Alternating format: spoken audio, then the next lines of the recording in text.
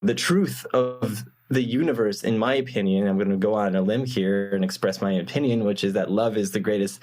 It's the greatest form of energy. It is a currency of the universe. It's what brings us life. And when we lose the sight of that, and when people who are creating businesses are focused on greed and profits, they're doing things that are like antithetical to the concept of love. Are you in the process of creating something huge and you want to understand how others have done it? Or have you already found success and still feel something is missing? Then this podcast is for you. Welcome to the Alchemist Lounge, a podcast where Alex Atwood chats with top performers to discover habits, routines, and alchemy that you can put to work in your own life. Salman Hatta, you're pursuing and you're learning the tools and the skills to be able to produce energy in the form of capitalism and to sort of fund this capitalistic engine that we have, right? And on the very front lines of that, being at a place like Wharton Business School. So was there something there at that moment that, had you sort of, after you had received your MBA, was there something that had you suddenly decide that you're going to make a shift? Or was it something that you had always been in the background, like an operating system that just started to get louder and louder? Yeah. It didn't come until much later. So it was, I think if you were to give me those two options, it would have been the latter. So it was kind of like humming in the background. I always knew I was a little bit different. I always kind of knew like, oh, cool. Like what was expected of me is to climb the corporate ladder, make a lot of money, be successful, achieve. And in the back of my mind, what that looked like to me was like, go work for the best company possible and do really well and get promoted and do this and that and, be seen in that way.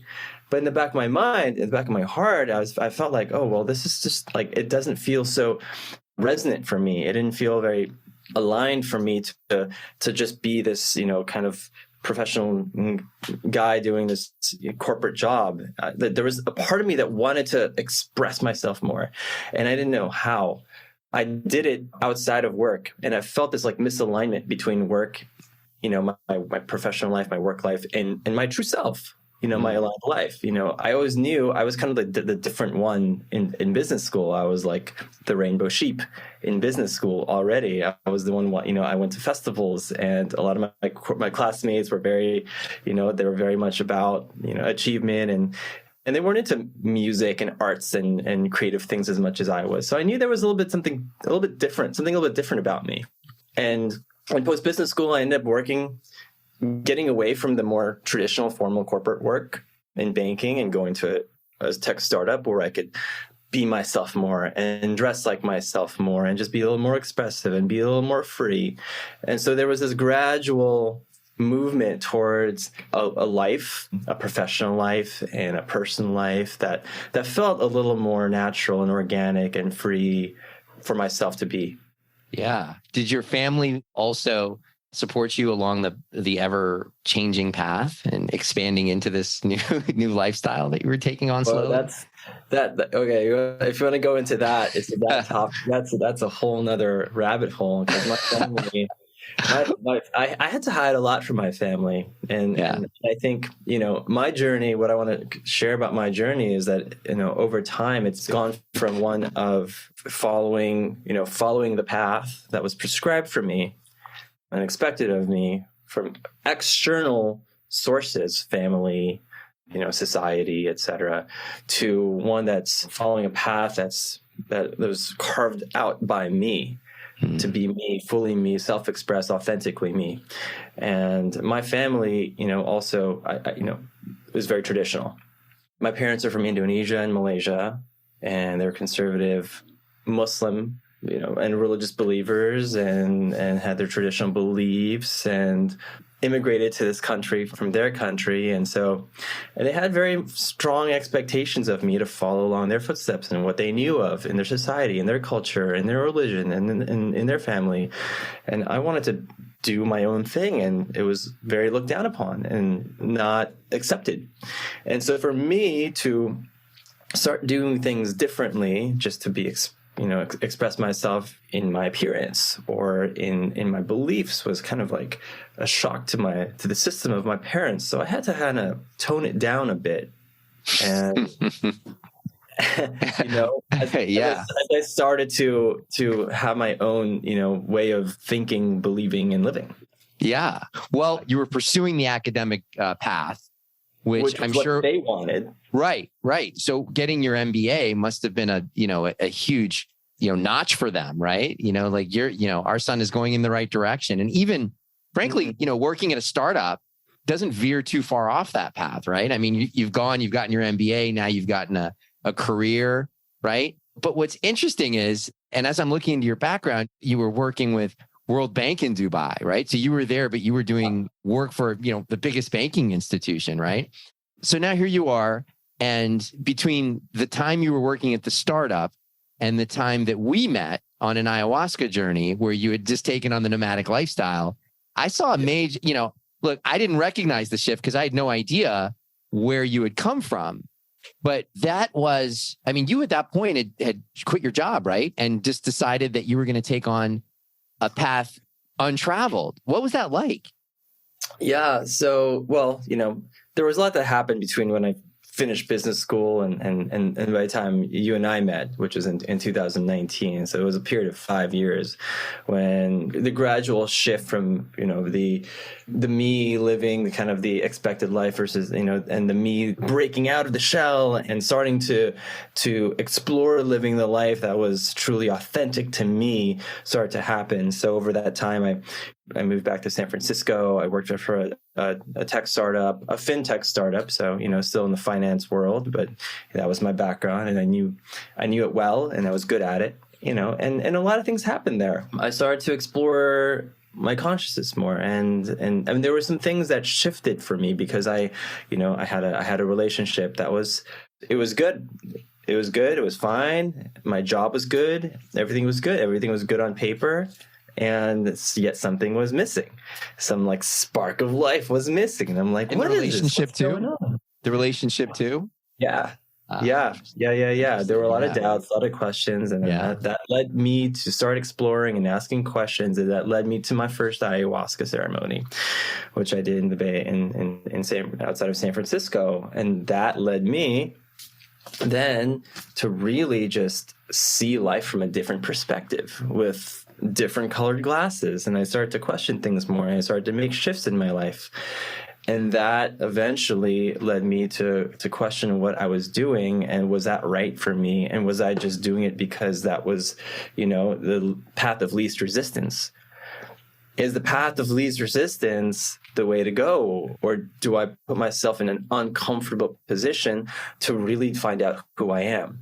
And so I started to question my own life and who I was spending time with, and kind of like what I focused my energy on. And that led me to releasing that relationship, finding new friends. I'd say, before you and I met, what was the most powerful shift in my life was that ceremony, first of all. And then there was an experience at Burning Man, which ironically, is where you and I met just most recently. But Burning Man 2018, when I created with a few friends an amazing art installation and camp that I put my heart and soul into. And that experience led me to realize that what I was doing with my life, 80% of the time with the job I was, doing, was not lighting me up. And that creating experiences and seeing those experiences transform others was what I wanted to do. And so that Burning Man. So being at Burning Man and creating something for no money, just for the joy of creating it and collaborating with others, coupled with an ayahuasca journey, completely shifted the direction of your life. Absolutely. Those two things by far, I always refer back to those two as the pillars of the shift that I've had. And if this shift has been profound for me, if anyone has known me before, there's elements of me that are consistent, but those two by far have shifted me. And so I've learned so much from both plant medicine and Burning Man, and they're still my greatest teachers. Mm. What those experiences. What would you say remains consistent? Like, what's the thread that remains throughout the MBA student and graduate and conservative Muslim upbringing? Yeah. What remains there? What remains there? Well, there's always there's always this side of me that was fun loving, loves to explore. I mean, I was always a big traveler. I still love to use my brain, like I still love a good, I'm very curious. There's a challenge. I love to be challenged as well. Obviously I went through the rigor and the pain and the time and effort to apply for and get into a top MBA program. So there's an element of that that challenges me and excites me and inspires me, and it's what I do. I find that in some of the things I do now as well. But where I felt like I was not able to really, express myself before was I felt like a lot of limiting beliefs in my own self, in especially the way I can be, a leader or a creative or a creator. Do you find those limiting beliefs are still present there as you're going through this other phase of your life and your journey? It was the decision that I made in 2018 after I came back from Burning Man to just quit my job without any plan, to just like throw myself into the void, with no parachute. Like, a lot of people were like, "What are you gonna do?" I'm like, "I don't know."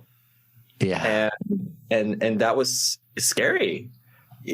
I had a well-paying job. I was working, I was a director at a pre-IPO fintech startup in San Francisco, and I was making, really good six figures. And I decided I'm just going to drop it all.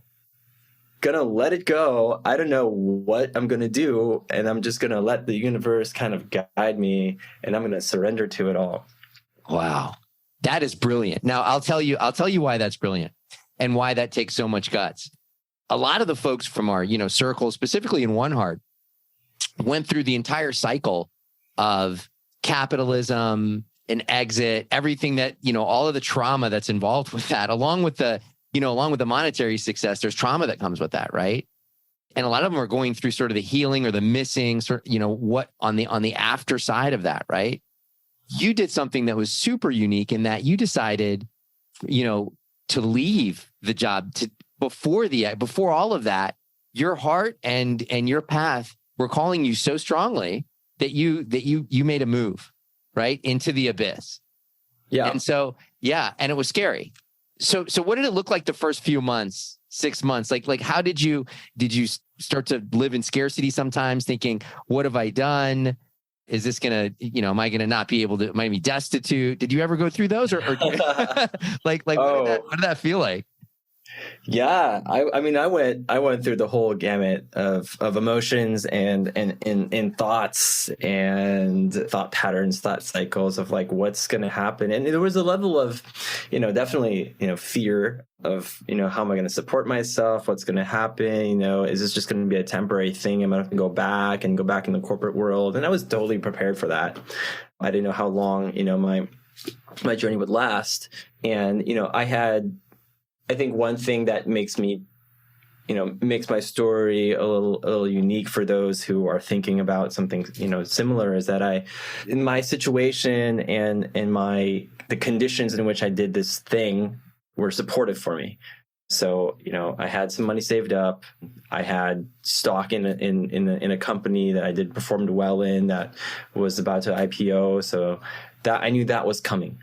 And so I had a little bit of a safety net and trust that, okay, cool. Like, there's some money coming. I'm not going to be scrounging for food and living a super bohemian hippie lifestyle while I'm doing this.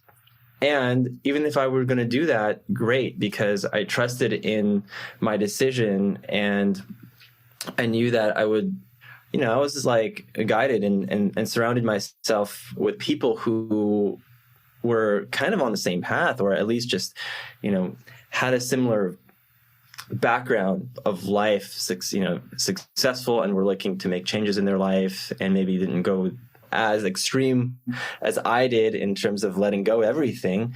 But I knew that I would find the next thing if I just continued to trust in myself and to surround myself with others who had similar visions in life of discovering what really lit them up, and not just doing the thing that made the most money or that was the most prestigious on paper, which was what I was doing. And I was like, you know what? The prestige on paper thing, like the fancy titles and like the fancy, educational background didn't really mean anything if I wasn't happy with what I was doing, and if I wasn't making any meaning in my life, and I wasn't inspired by myself and motivated by the things I was creating. So that was basically my MO. And before you and I first met at One Heart, we were given preparation work to read this book called The Surrender Experiment by Michael Singer, who was this guy who decided, at the age of 23 to start meditating, Zen meditation, and created a center, and decided not, to quit his job, uses all his money, create a whole center for meditation, and just trusted that the universe was going to guide him in the right way. And after, a whole story and many years, ended up being the CEO of a publicly traded company, being successful by not pushing and forcing things to happen, but by allowing, because he was doing the thing that he loved. And so that was my approach. I was just going to do the things that I loved. And so when you and I met at One Heart in 2009, early 2009, I was just, at that point, I was a month before I quit my job. But when I quit my job, I flew back to Costa Rica and followed the inspirations that led me to do a yoga teacher training, do some travel in Peru and Bolivia, just, do the things that I hadn't given myself the opportunity and freedom to do before. And then saw what wanted to emerge, and an invitation back to One Heart as a small group leader happened. And then just putting my heart into that, because that was one of the most transformational experiences of my life, led to an invitation to come back and serve in a greater capacity with One Heart. And now 3 years later, I'm producing and organizing and leading retreats for One Heart. And it is so life affirming and life giving to be able to do that. And I had no idea. Like, this wasn't like an intention of mine, but that surrender approach and the trusting the universe approach and following what lit me up, what my heart really wanted at all times, is kind of like what led me to where I am now. And there's more to it, but that's kind of the story. Yeah. And for those who don't know, One Heart is it's a retreat. It's a group that has retreats around the globe, mainly in Central America, of what type A personalities, right? Former leaders, people that have gone through similar journeys to what you went through, that sort of come together, and many of them experience a missing in their lives that they're able to inquire about in this ayahuasca circle, which is where we met. Yeah. So that's fascinating. And you telling your story like that, first of all, it's inspiring, and I'm sure there's many, many people who find themselves not necessarily diverting their path. So taking the path that you were on and finding themselves now maybe not fully realized in true potential, not earnings potential, but their true potential. And I've personally seen you take on becoming an ecstatic DJ. And this year, I remember you played it at one of the larger camps at Burning Man, which is Playa Alchemist, and you were you're now honing that skill. Tell me about what you see as next. Like if you were to do and I know you've done this probably a few times, your 10-year vision, does it stay consistent? Do you see it evolving? Tell me about that, because my curiosity is, how does somebody who takes such a divergent path and follows the way, which I'm going to ask you about in a second, how does someone like that create a 10-year vision? Yeah, great inquiry. And just as a bit of context for anyone watching or listening to this, a 10-year vision plan is something that we do at One Heart after completing a retreat. And maybe I'll just step back for a second and speak a little bit about One Heart. And One Heart is a 1 week on the ground retreat, in-person retreat in Costa Rica. We typically do in Costa Rica, where we take people who have found some level of professional success in their lives, achievement-oriented type A's, et cetera, leaders, business leaders, change makers, entrepreneurs, who are finding something missing in their life and looking for that missing piece. And like, maybe it's they're missing a piece of their heart. Maybe they're looking for their next, inspiration, and they come and they do sit with plant medicine, ayahuasca in particular, 3 times during the week in a very held, safe, and curated container of 40 other individuals in a beautiful setting, and doing a lot of work to open their hearts and connect with their higher selves and transform themselves. So that's that. And there is a very involved integration program, which is really important when you're doing any kind of transformational work. We do 5 weeks of it afterwards. Zoom calls, connection, and journaling exercises, etc. One of which is a 10-year vision.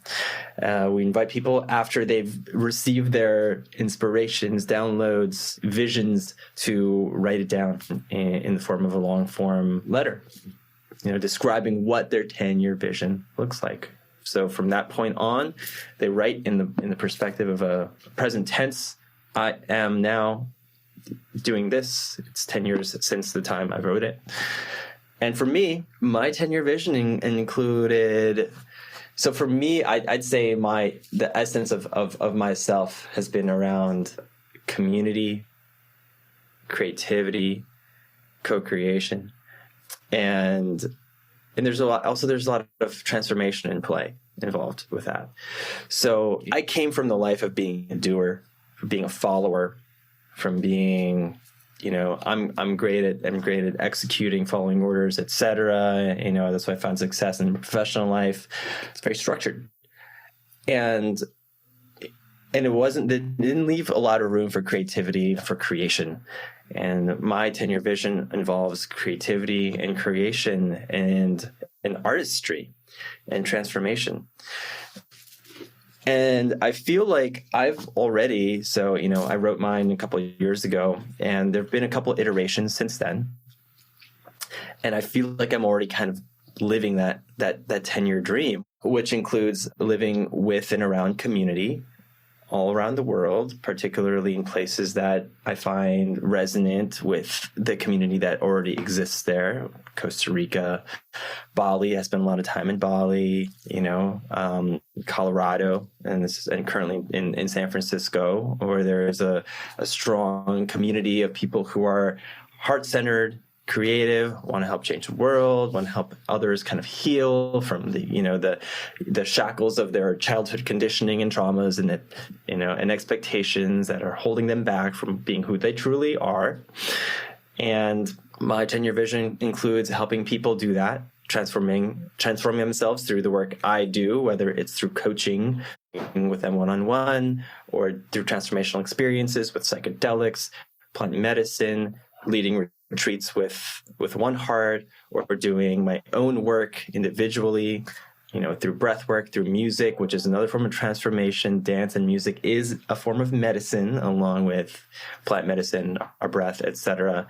And all of these combined, individually and combined, serve to transform a person, a soul, a living soul, from the kind of like, the shell or the mask of who they think they're supposed to be to who they really are. Just like unwinding them, unraveling that cocoon and letting them emerge as a butterfly, or like at least just like peeling off the layers. And so that's kind of where I'm at and where I'm going with my work and my life. And I consider myself a transformational artist in that way. So everything I'm doing now, and you referred to the DJing, so that's been a new emergent and really beautiful passion of mine that's been kind of taken off this year. 10 years ago when I was in business school, I thought to myself, cool, I'm going to Wharton Business School. I'm kind of hot shit, right? I'm like, I'm going to have the dopest LinkedIn profile. It's going to say Wharton Business School on it. Like, everyone's going to want to hire me. And I also was thinking, like, man, I'm not quite the suit and tie guy. I love going to festivals, I was always, I had the whole time I've been going to Coachella Music Festival for the past 7 years.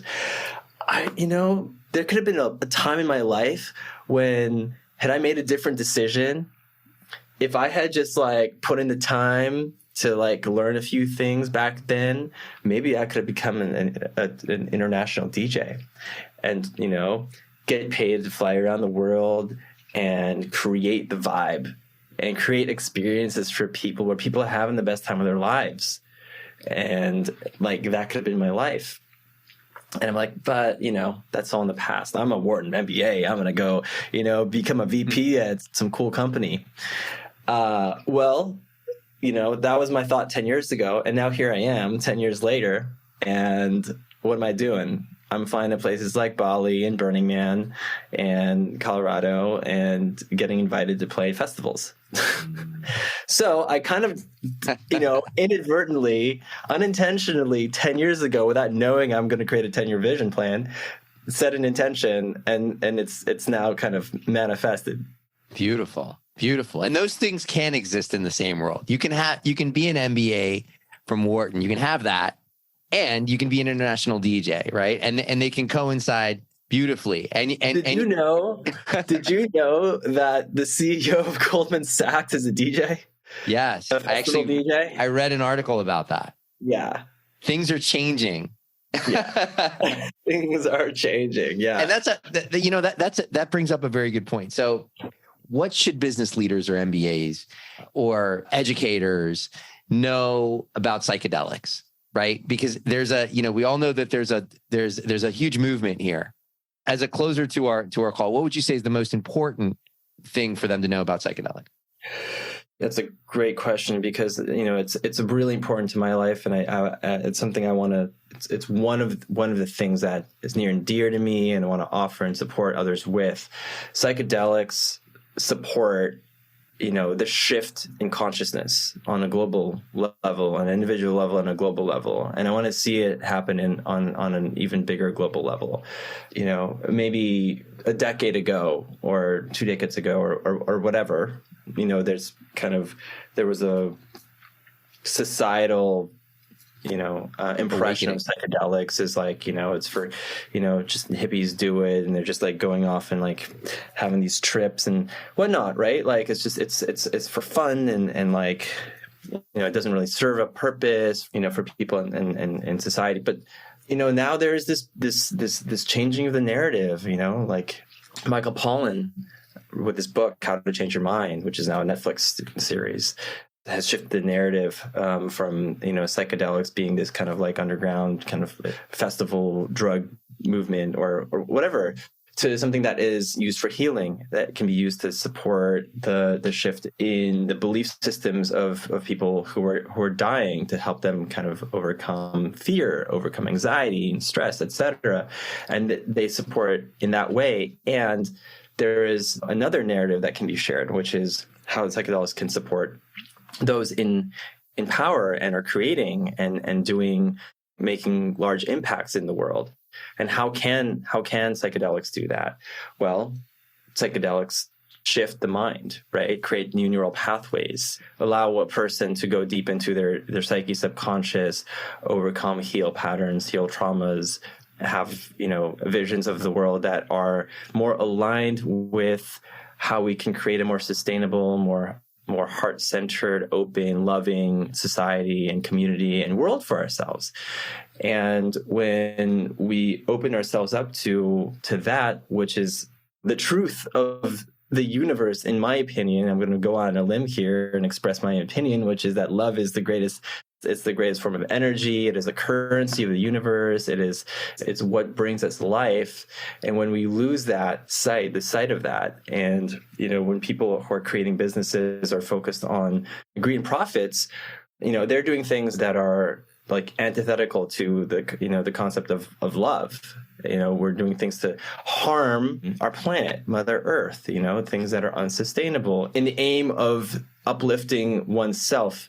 And when we do things to uplift others, the community, the whole, there are different practices that can be created and executed. And I think when those in positions of power start to use psychedelics and open themselves up and start to know that, oh, there are things I can do in my life, shift habits, shift patterns to create a better society and life for those around me, not just me, and for the planet, then we start to see how we can create a more loving society, and create practices that are more sustainable, see how we're harming the planet, see what we can do to prevent that, see how we can do what we can do to support others and not create and enforce kind of some of the more unhealthy practices that are happening all over the world, in politics and business and in other parts. Very well said. And so there's a movement and a consciousness spreading like wildfire. And you're one of the ones who has a torch on the front of that movement that's lighting that fire and burning that brush as we're moving into the beyond.